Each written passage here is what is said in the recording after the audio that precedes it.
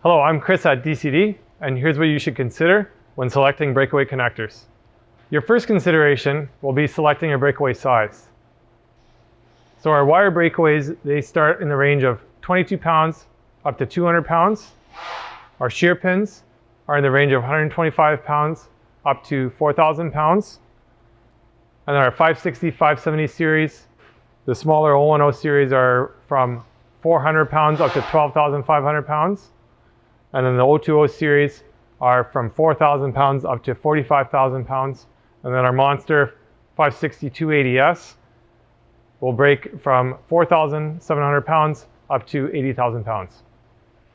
Secondly, the breakaways fall into different categories depending on their applications. There's going to be applications for HDD, underground applications that are much more tough and they'll put up with abuse and debris.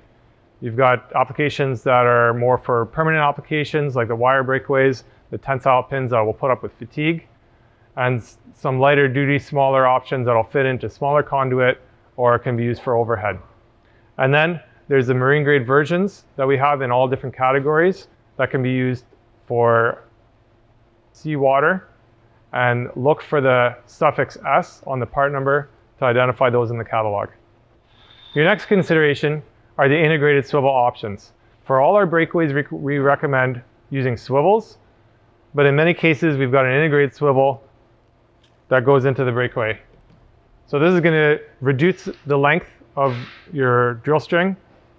It's going to ensure that your swivel is sized appropriately to the breakaway, and it's going to also reduce cost because you're buying the swivel with the breakaway. So if your application fits the lowest range from 22 pounds to 200 pounds, go with our wire breakaways. The wire breakaways use a wire, so they're good for fatigue.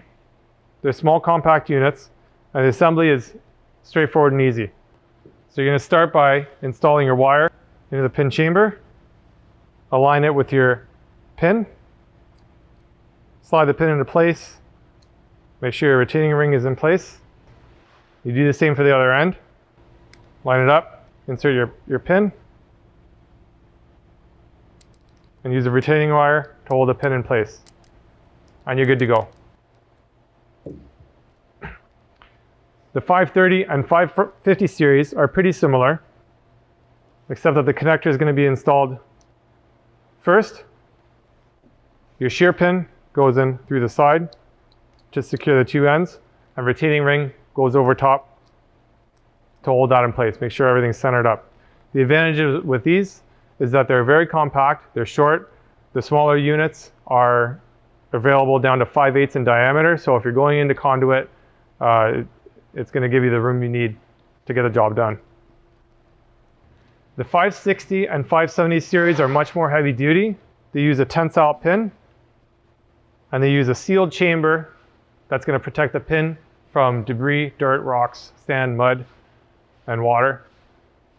So these are good for HDD applications or any other punishing applications. Start the assembly by installing the pin chamber aligned to the alignment pins, inserted in the brass bushing.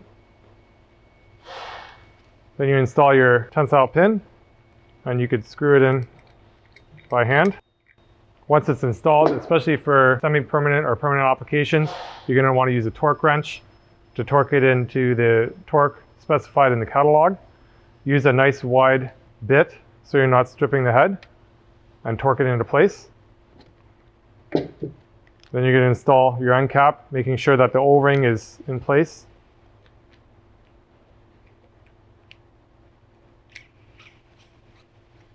And once that's seated down nicely, you're going to use the set screw to secure the end and the pin chamber together so they don't come loose during rotation.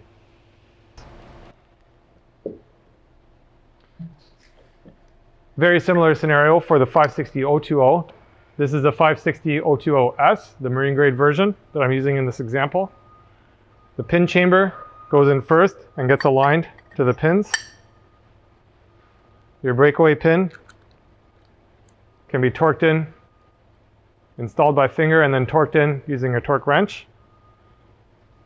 And then your end cap gets threaded on.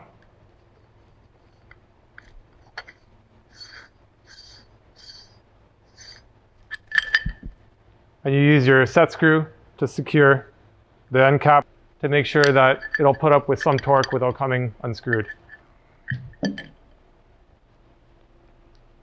The 560-280S is our monster 40-ton connector.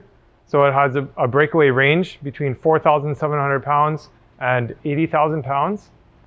And the standard version comes in a marine grade 316 stainless because this is where the application, the idea was born.